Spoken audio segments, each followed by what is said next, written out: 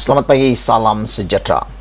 Mengejutkan hari ini, adakah keputusan yang dibuat Najib ini, adakah tindakan luar biasa Najib ini akan menyebabkan Najib akan terlepas daripada hukuman penjara denda 210 juta? Adakah apa yang dibuat Najib ini memang adalah perkara paling terdesak yang pernah dia buat?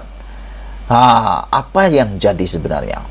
Semalam Najib sekali lagi dengan berani tampil melafazkan sumpah laknat, menafikan terlibat seleweng dana SRC. Wow, ini satu perkara yang aku rasa sudah biasa untuk Najib. Kenapa aku cakap dengan seperti itu? Ini adalah kali yang lebih daripada 2 kali Najib sudah mengangkat sumpah laknat ini. Aku tak tahulah Najib ni tak takut ke atau bagaimana. Bak kata pepatah, tak tahu berani kena benar, takut kena salah. Lebih kurang begitulah. Adakah Najib rasa dia benar-benar betul sehingga dia berani melafaz sumpah laknat lagi? Aku pun tak tahu sangat apa hukum agama tentang hukum laknat ini. Tetapi Mahathir juga kata semalam, beliau kata Najib buat orang Melayu hilang rasa malu mencuri. Dr. Mahathir kata semalam, Najib berjaya buat orang Melayu hilang rasa malu. Najib malukan Melayu, kata Dr. Mahathir. Tapi mungkin boleh disambung juga dengan perbuatan Najib melafazkan sumpah laknat ini dengan kata Najib berjaya buat sumpah laknat berkali-kali, membuat orang tak takut lagi sumpah laknat kali.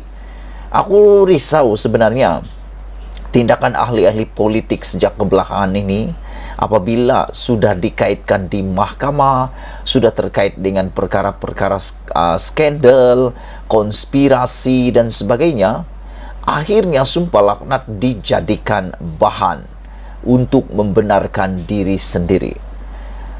Bagi mereka yang tahu undang-undang ataupun hukum agama, tolonglah komen dalam ruangan komen, ajarlah atau kongsikanlah pengetahuan Anda tentang sumpah laknat, supaya orang yang menonton video ini dan orang yang bercakap tentang sumpah laknat ini, yang hanya tahu cakap tapi tak tahu hukumnya, tahu. Macam contoh saya lah, saya tak tahu sangat apa hukum kepada sumpah laknat ni. Jadi Anda boleh kongsikan kepada kami semua apa sebenarnya sumpah laknat ini dan apa natijahnya, apa kesannya kepada pribadi individu yang mengangkat sumpah laknat itu kalau memang benar dia lakukan apa yang dia nafikan itu. Terkini Najib sekali lagi melafazkan sumpah laknat, menafikan terlibat seleweng dana SRC internasional. Dalam pemikiran benak aku terfikir apa tujuan sebenar Najib membuat sumpah laknat ini, selain daripada beliau kata mau membersihkan nama keluarganya, kedua ibu bapanya juga. Dan selain itu mungkin beliau sebenarnya mau mendapatkan perhatian rakyat ataupun simpati daripada rakyat. Aku pun tak pasti sangat adakah itu adalah tujuan Najib mengangkat sumpah laknat. Semoga dapat didengar oleh rakyat rintihan simpati Najib itu. Tapi dari segi perundangan, aku nak minta maaf. Aku tahu sedikit tentang hal itu. Di mahkamah sumpah laknat untuk jenayah, kes sivil, sumpah laknat tidak boleh dianggap sebagai bukti. Sumpah laknat tak boleh dianggap sebagai bukti, tak diterima oleh mahkamah, kerana ianya bersifat sangat subjektif. Orang bercakap ini dia suka hati je, hanya Tuhan yang tahu. Hanya Tuhan yang tahu apa niatnya dan adakah dia bercakap benar atau tidak. Kerana semuanya boleh ditokok tambah dengan lisan, bahkan boleh berbohong dan menipu. Mahkamah menunjukkan bukti yang berbeza, tapi sumpah laknatnya pula berbeza. Jadi itulah sebabnya mahkamah tak boleh terima sumpah laknat. Makna kata, aku rasa sumpah laknat yang dibuat Najib ini mungkin berkesan untuk mendapatkan simpati daripada rakyat, mungkin berkesan untuk mendapatkan perhatian daripada akar umbi UMNO dan rakyat, dan juga mungkin berhasil untuk mendapatkan perhatian Allah atau Tuhan, tapi untuk mendapatkan perhatian daripada mahkamah juga hakim, aku rasa amat mustahil. Bekas Perdana Menteri Najib Razak malam ini sekali lagi melafazkan sumpah mubahalah, saling melaknati bagi menafikan pembabitannya dalam penyelewengan dana SRC internasional. Najib berkata, lafaz sumpah kali ini bertujuan untuk membersihkan nama keluarganya dan kedua ibu bapanya. Dalam lafaz sumpahnya, Najib berkata bahawa dia tidak menyedari sama ada secara langsung atau tidak bahawa duit sebanyak RM42 juta yang masuk ke akaunnya adalah dari SRC internasional. Makna kata Najib hanya kata dia tidak menyedari sama ada secara langsung tidak bahawa duit yang masuk adalah dari SRC internasional. Jadi dia mungkin boleh kata di sini dia tahu ada duit masuk, tapi dia tidak tahu itu daripada SRC. Bagus juga. Kalau kita ada dapat 42 juta masuk akaun kita, boleh guna juga kan? Macam tu kah? Aku, Muhammad Najib bin Abdul Razak, setelah berjuang untuk mendapat keadilan ke atas diri di dunia ini.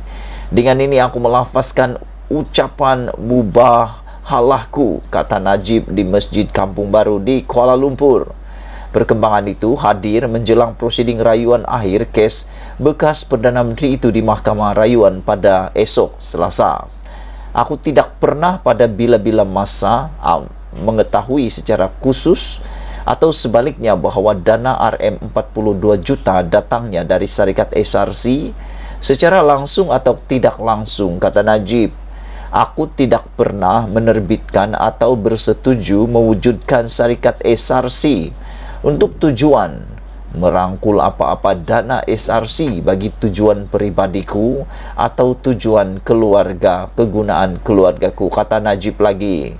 Aku tidak pernah mengarahkan mana-mana anggota pengarah atau mana-mana pegawai SRC untuk menyelewengkan apa-apa dana syarikat SRC ke dalam akaun bank aku untuk apa-apa tujuan pun, kata Najib lagi ketika melafazkan sumpah laknatnya. Najib tiba di Masjid Jamek Kampung Baru sebelum masuk waktu solat Isyak dengan diiringi anaknya Asman, beberapa pemimpin politik serta penyokong. Najib, Asman dan beberapa pemimpin UMNO yang hadir mengenakan baju putih. Antara pemimpin UMNO lain yang hadir termasuklah Setiausaha Agung UMNO Ahmad Maslan dan pengerusi Badan Perhubungan UMNO Kelantan Ahmad Jazlan Jakub. Ketibaan Najib di masjid disambut oleh penyokongnya hadir memberi sokongan dan turut serta menunaikan solat hajat buat bekas Presiden UMNO itu. Ahli parlimen itu menzahirkan rasa kecewa di atas keputusan Mahkamah Rayuan mengekalkan sabitan hukuman penjara 12 tahun dan denda 210 juta. Selain daripada itu, sebelum mengakhiri sumpah laknatnya, Najib sekali lagi melafazkan kesediaannya untuk dilaknat Allah jika dia berbohong. Allah, ini sungguh-sungguh mengejutkan. Sekiranya berdusta di atas sumpahku ini, ya Allah, maka ya Allah, halallah laknat ke atas diriku, kata Najib. Sebaliknya, jika semua ini fitnah yang telah dirancang oleh musuh-musuh politikku, maka ya Allah, aku bermohon sesungguhnya kepadamu agar engkau laknatilah mereka serta orang-orang yang bersubhat dan bersekongkol dengan mereka, katanya sambil disambut dengan ucapan amin oleh jemaah yang hadir. Sekian dulu pendedahan dan ulasan menarik pagi ini. Aku terkejut bila Najib sekali lagi berani mengangkat sumpah laknat ini. Walau bagaimanapun, itulah dia Najib yang kita kenal. Malaysia kita punya, kita jaga sama-sama cintai Malaysia. Kita jumpa lagi, bye-bye.